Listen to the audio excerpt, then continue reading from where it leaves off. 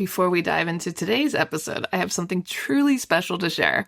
Next September, I'll be leading an intimate women's retreat through the south of France and northern Italy, and you're invited. Picture this: mornings exploring the colorful markets of the French Riviera, afternoons sipping wine, and a hotel view with golden Mediterranean sunsets. Whether you love photography, food, or just want to reconnect with your playful creative self, this trip is designed for you. Spots are limited, so if all this sounds like your kind of adventure, please visit tourwithabsolutely.com and look for the tour France and Italy with Crystal. You can also send me a message or check out the show notes.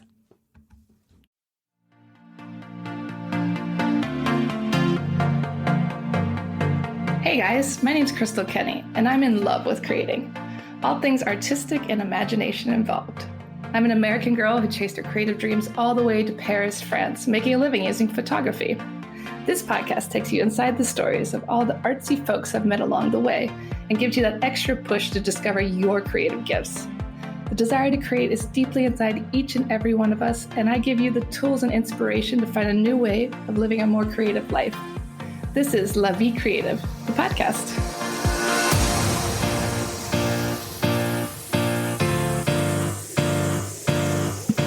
Welcome to the show, Jessica. Thank you so much for having me, Crystal. I'm excited to be here. I love that you moved to Normandy in 2010 because that's something me and my husband have been dreaming of for a very long time. So talk about your journey to France. What brought you to Normandy and how did that happen? Yeah, so I feel like it's a very, very cliche story, but I decided to major in French when I was in college, and we can go into the reasons, but we probably don't have time. And I had to, as part of a requirement for that, I had to come here and study abroad. And the choices were study in Paris or study in Rennes, which is in Brittany, so far from Paris. And I decided to study there instead because I felt like if I go to Paris, I'll probably squeak by a lot with English. And I really, really wanted to test my French and get much better at that. So that's where I went and had a lovely time. About 3 weeks before the end of my semester in Rennes, I met a wonderful man and we started dating, and we did the whole long distance relationship for 1 year when I finished my studies back in America. And immediately after I graduated, I came out here to live with him. So I'm basically here because of a wonderful French man. I love that. We always love a romance story. That's one of our favorite reasons to come to France. And talk about some of the cultural adjustments. I mean, you're in the countryside, we could say. And what was it like moving from the US to France? Yeah, so I grew up in, suburbia, USA. Very, very nice area, as this is as well, in Normandy. So the village that I'm living in right now is very small. It's very quaint. It's only 270 people. I feel like I know everybody, and it's actually a good thing. I feel like I've built a lovely little community here, which is really good for when you're a freelancer like myself, working from home, online-based business. You don't get to interact with a whole lot of people during the day, which can be good for people like myself who are introverts. But it's always nice as well to sort of step outside and know that you have a lovely community of people in your adoptive country who love you as much as you love them and their country. Definitely. Yeah. Like you said, it depends on your personality. If you're more introverted, Normandy or the French countryside is a lovely place to be. It is. It's so peaceful. So talk a little bit about how French culture encourages a different rhythm of life, work balance compared to the US. Do you find yourself slowing down? Sure. Absolutely. So first off, people might know this about French workplaces, but everyone has 5 weeks of paid vacation, which to Americans is insane because it's normally like a week or 2. But that definitely is a huge shift. And then once you get used to it, you cannot get enough. 5 weeks doesn't seem like it's enough.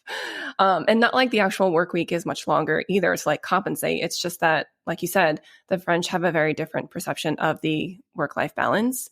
Now that my children are in school, I'm experiencing another facet of that as well. So, and people are always shocked to hear this, French schools have off every single Wednesday. So you have to know what am I doing about my work on Wednesdays, and what am I doing with my kids then on Wednesdays as well? in addition to having every Wednesday off, the schools also have 2 weeks off every 6 weeks in the school year. So it's the same sort of song and dance as Wednesdays, what do we do about work? Who's taking off? Or do we put them in daycare or something? But all that to say that I find that the work-life balance starts very young in France. People are used to, work or school is at work or school. And then we have plenty of time for play afterwards, which also relates a lot to creativity and learning and joy, because they're not always in that structured situation where they're having to learn, or if you're an adult, you're having to work. Definitely. And like you said, it gives you more freedom, and then parents have to hang out with their kiddos or help, find solutions. And also kids start school full time at 3 years old here, right? Yes. Yeah, that's a great point to mention. Yes. You have to start at 3. Yeah, definitely. So that also kind of helps us as small business owners too, to okay, my kid's in school at 3 full time. I can, run my business, except for Wednesdays and every 6 weeks. Yeah. And so talk a little bit how you leapt from the luxury hospitality business into owning your own online business. Yes. So that was a journey. So what happened was I had already had my first daughter, and I was pregnant with my second. And I had already experienced actually some terrible health events that caused me to really, really want to slow down, ask for fewer hours at work. And then, as I mentioned, with my second pregnancy, it sort of started all over again. It was also during the pandemic. So, no one knew what was going on at that time either. There was a lot of uncertainty, especially in tourism and hospitality here in Normandy. Everything was at a complete standstill. Nobody knew when it was going to open up again. And I felt that with my high risk pregnancy and with child number 2 on the way, that I couldn't also make a potential full-time position work in hospitality where, hotels are open 24/7. So the hours also are not very conducive to a family life. So all of those things really pushed me to, first of all, start my freelance business and get that off the ground as much as I could, so that I could feel safe leaving that traditional, day job, having some sort of salary replacement behind that as a freelancer. Definitely. Yeah, that was important. And so as you're starting a family, having little people, it kind of inspires you even more to move into that. And what's some advice you would give to someone who wants to move to France or abroad and start a digital business? So it goes back to what I said earlier about having a community and being really clear about where your village is going to be, where you're going to build your village. So when I first moved out here, I was very clear with myself that, much like when I was studying abroad, I wanted to come out here and live like a local, speak like the locals, and not fall into that very common trap of just being sucked into an expat community, which there are more of me here for sure, but I specifically did not go and seek out other Americans to hang out with, because I felt like then we're just going to all wind up talking about the French as though they're other people and speaking English. And it's fine for some people to do. I'm not judging anyone for doing that. It just wasn't the right choice for me. And with digital nomads and such, you can absolutely go and do that. And I think that happens a lot, especially when people are feeling like this is only going to be a temporary thing and I'm just abroad for a year or so. And that's totally fine. But since I came here, to live with a man who has since become my husband and wanted to create a family life with him and everything, I wanted it to feel more like home and more like a permanent space. So I specifically went out and sought relationships with people in my village and at work and things like that, and didn't want to just stay in a little expat bubble, if that makes sense. Definitely. And I think that's so important. Like you said, especially in France, you can find these expat bubbles, and it would be easy, like you said, just to not integrate. So it's good that you forced yourself, and definitely if you want to move abroad and things like that, there's something you have to think about to stay in your bubble or, kind of move into the local community. Mm-hmm. And obviously the language is a big help with that too. Sure, definitely. But I think A lot of people in my area, it's a little different here because a lot of people in my area already speak decent English because of tourism, but also because of our proximity to the UK. But when you go to a new country with a language that you don't know, it's always best to learn a little bit just so that you can show locals that you're making an effort, and they're usually appreciative of that, as I know the French people are. Definitely. And talk a little bit about your online business. You help people build their brand books. Tell us what it is and why it's a game changer. Yeah, so I came up with the term brand book, and since then, I've realized that people tend to confuse that with like a style guide of sorts.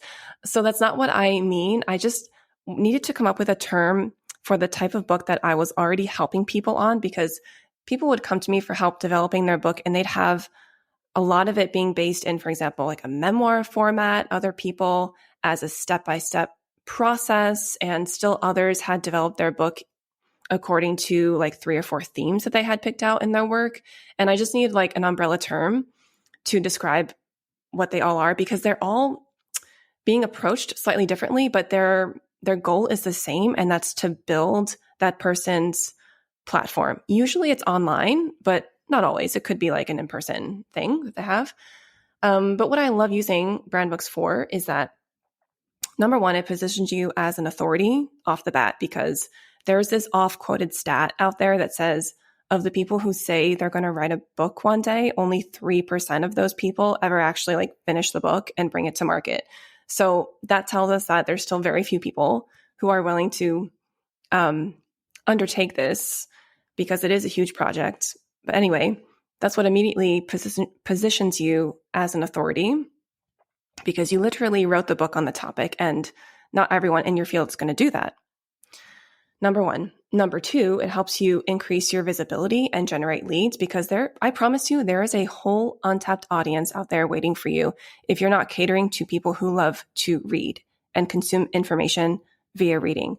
A couple months ago, I did a poll on my LinkedIn asking people specifically, how do you like to consume content when you want to go learn about a new topic or teach yourself something?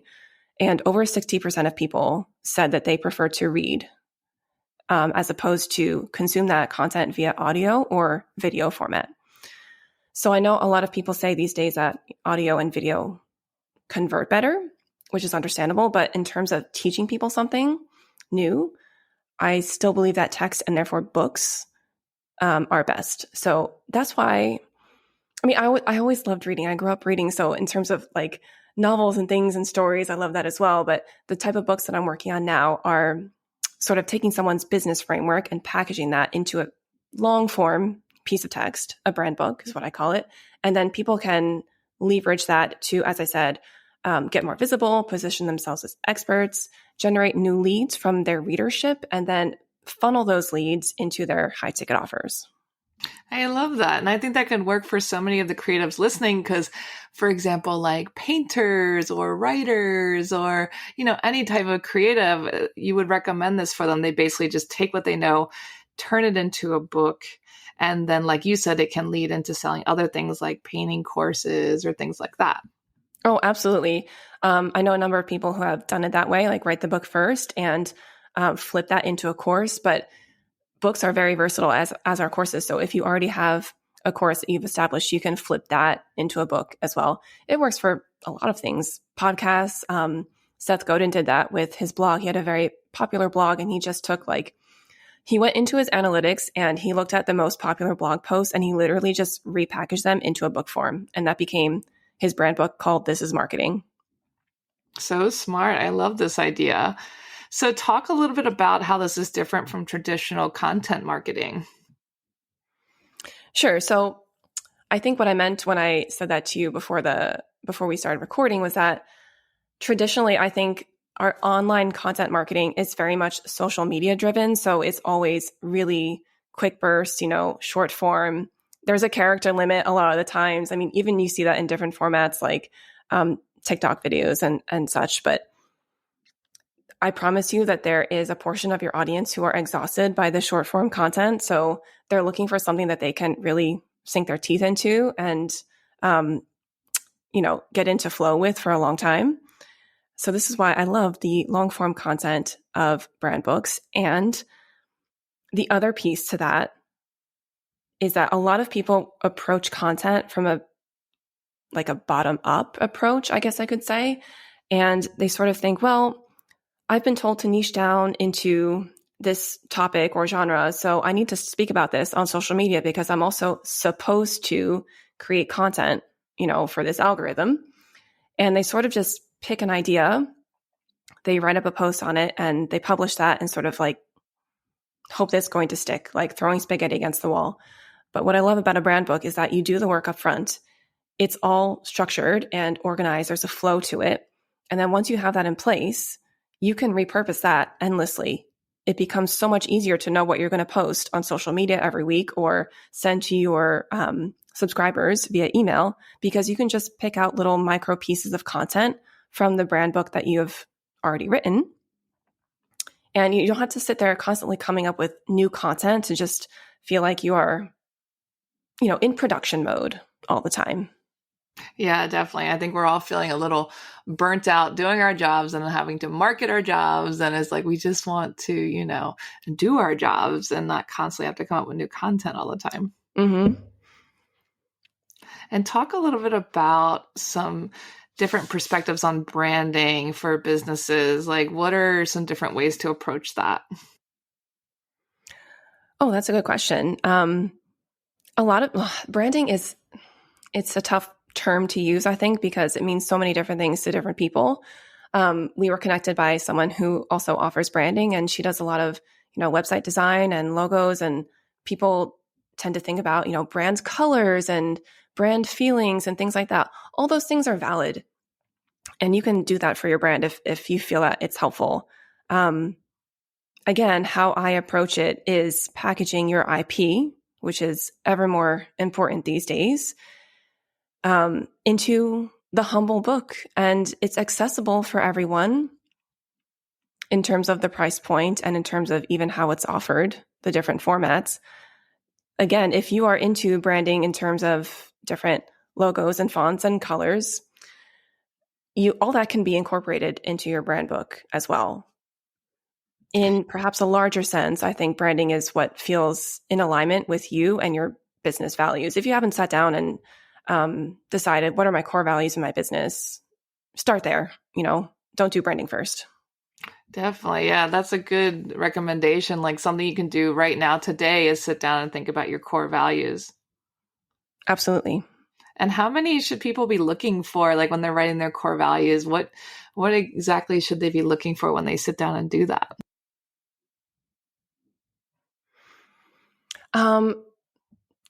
That's a good question.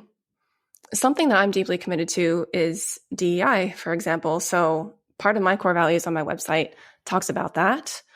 In terms of writing books and helping other people get their books out there too, I want to make sure that I'm showcasing a range of voices, a range of different lived experiences. So through the medium of books, I find that it's a wonderful way to access other audiences and share our stories, our vulnerability in that format specifically.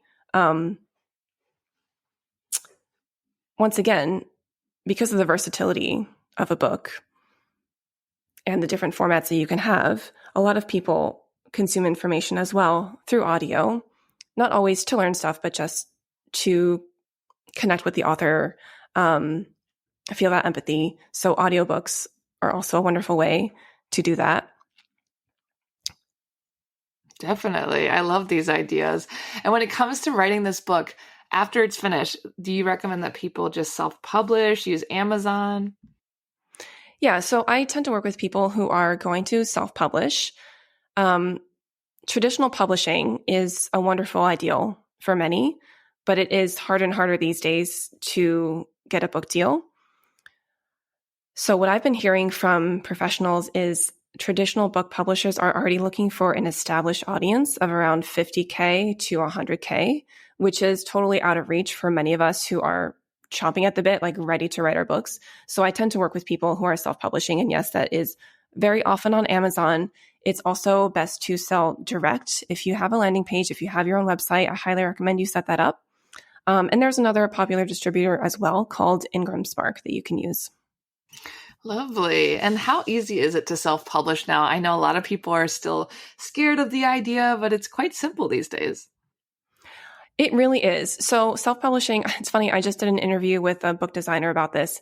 A lot of people confuse the term self-publishing with DIY publishing. It's not really that. You absolutely can do it yourself. I would never suggest that you can't. You can always, even Amazon, like you said, uploading to Amazon is very, very easy. You can figure that out. But it's always good as well if you want to sort of avoid some of the pitfalls that people can fall into, is to work with a service provider. So I offer book coaching and editing. Those are the pieces that I work on in a book. And like I said, there's also book designers and then people who also help you upload it to Amazon and distribute it through there, the book marketing, the book launching, all that stuff. It is a huge undertaking. Like there's lots of moving parts to getting a book out there. But the most important thing is if you feel called to write a book, is that you make a plan and you do it. Like I'd rather you get it out there one way or another than sit there and shrink and think like, who am I to do this? Or this is going to be too hard, or I have too many ideas or too few. It's important to go after your dreams if that's really something that you want to do. Definitely. I couldn't agree more. And I self-published my first book about 5 years ago. And it was like, it wasn't about money. It wasn't about notoriety. It was like, I have something to say and I want to put it out there as soon as possible. And self-publishing was such a great way to do that. Yeah, a lot of people hold themselves back, unfortunately, from doing that. A part of it is just the fear of being seen, I think, and having that spotlight effect. But alternatively, I've encountered many people so far who resist the self-publishing path because they perceive that the traditional publishing path holds more clout. So that's an argument that you can make. What you also need to know, though, is that often with traditional publishing houses, you as the author are still responsible for marketing your book. And Crystal, I don't know if you found that at all when you self-published your book, the marketing piece, how heavy that was. But yeah, just consider the fact that if you want to go the traditional route, it's going to take a lot of time, first of all, to find an agent and then find your publisher and then the whole book development process. I find that with self-publishing, the whole process is collapsed. The whole timeline is collapsed. So not only can you get your story out there sooner, like you said, in your case, if you just had something to say, but in the case of most of my clients, if they're using it as well as a revenue tool, you're going to be able to drive those sales much sooner than had you waited to go with a traditional publishing deal. Definitely. And I weighed both options. I talked to a lot of author friends who have a publisher and those who self-publish, and they've all said the same thing. Like most of the time, you still have to do all the work. You have to do all the marketing. The publishers don't really help you anymore. So yeah, go into it with both eyes open. That's all I can say. Yeah, definitely. And talk about some of the biggest mistakes you see small businesses making. In terms of marketing, as terms of like what they could do to get their information out there better. Yeah, so a lot of it comes down to just the content formats that they're sharing. In addition, probably not connecting enough with their audience, like going out and speaking to real people in their audience. So many people, unfortunately, make the mistake of, it's like that curse of knowledge where like, we know that our target audience needs this information or this tool to be successful, but their audience, is not necessarily aware of that. You know, we talk about people who are problem aware and other people who are solution aware. So a lot of the marketing tends to be towards like solution aware people, which is sometimes a good thing, but not always. You're leaving money on the table for people who are still only problem aware. So if you can go out in the field and have actual conversations with actual people who need the thing that you sell, whether that's a product or a service, you're going to be much better equipped to market to them, to have empathy for them, because not only are you getting insider knowledge on what they're struggling with to, if you have a product, you can develop that, or services, you can hone those to be more specific to what they're describing. But also in terms of copy and messaging, you can get their actual language and use that in all of your marketing so that you are quote unquote speaking to them using their own words so that it sounds like them when they read your message are like, oh, that's for me. Like they're speaking exactly to me. Definitely. It's so important that they feel connected before they buy anything and that you're reading exactly to their needs and fears and things like that. And talk a little bit about how you would define creativity in your own words. Oh, I was thinking about this question, Crystal, before we got on. There are a few words that popped up for me. One was vulnerability, and that goes hand in hand with empathy as well. I think that as much of ourselves, as difficult as it is sometimes, that we can crack open and show to other people, the more connection, like you said, we're going to feel. Also just playfulness. I feel like creativity has a very strong link to playfulness and sort of like tinkering, experimenting, not necessarily always expecting a certain result, but just, experimenting and observing the process, I would say. And another huge piece of creativity for me personally is our own intellectual property. I feel very strongly about generative AI. I know not everyone agrees with me, and that's okay. We can have different perspectives. But for me, creativity is human generated. Definitely. Yeah. There's a lot of talk about AI right now in the creative world.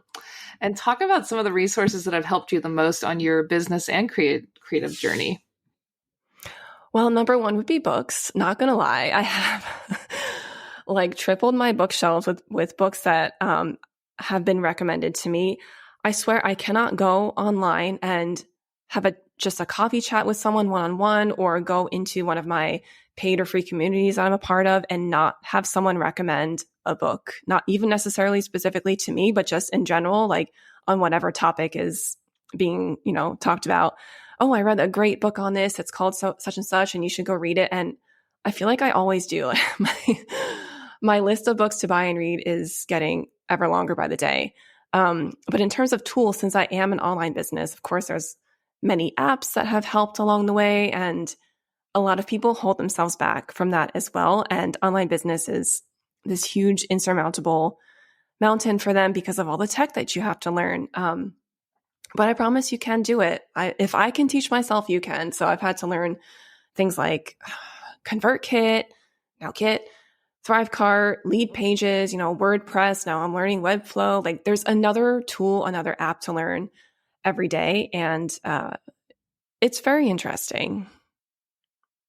Definitely. We're always learning. There's always new tools to help us. And that's a great note to end on. Where can people connect with you and learn about your business and how to work with you? So I am most often on LinkedIn. That's my platform of choice. You can just go search for Jessica Andersen, and my last name is spelled Andersen because it's Danish. I'm wearing a green dress in my profile pic so that you know that you've landed on the correct Jessica Andersen, because there are many of us. But I'm on there a lot and my DMs are open. I wanted to make sure that that's a safe space for everyone. So please feel free to connect with me and send me a DM to tell me that you heard me on Crystal's podcast and La Vie Créative. I would love to hear from you. Awesome. Well, thank you so much for sharing the information today. And guys, definitely think about publishing. Check out her work on how to write that book. It feels overwhelming, but you are helping people with what you do. So think about how you can reach a broader audience with something like a book. And thanks so much today, Jessica. Thank you, Crystal. Thanks so much for tuning in to La Vie Creative. You can find more information on MissParisPhoto.com. And if you enjoyed this show, please feel free to share and spread the word for all my creative guests. We have the power to help them to keep doing what they love. See you next time.